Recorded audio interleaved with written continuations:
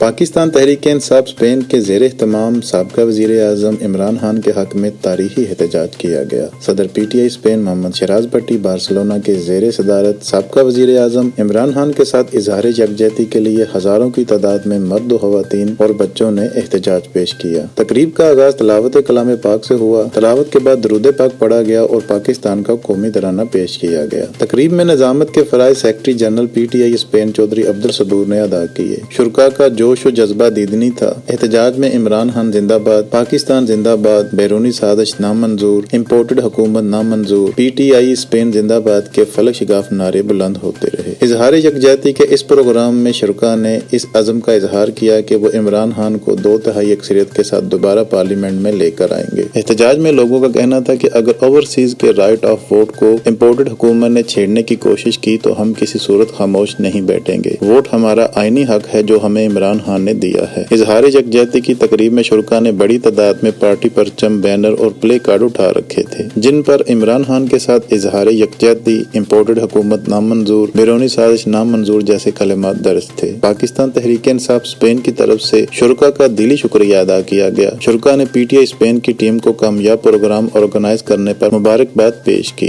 آخر میں صدر P T I Spain Muhammad Shiraz بھٹی نے اپنے خطاب میں شرکائے تقریب کا شکریہ ادا کرتے ہوئے کہا، آج سے پورے اسپین کے تمام شہروں میں اظہار یکجہتی اور احتجاجی مظاہرے شروع ہو چکے ہیں اور ہم ان کو جاری رکھیں گے۔ Rizwan Kazmi, Barcelona, Spain.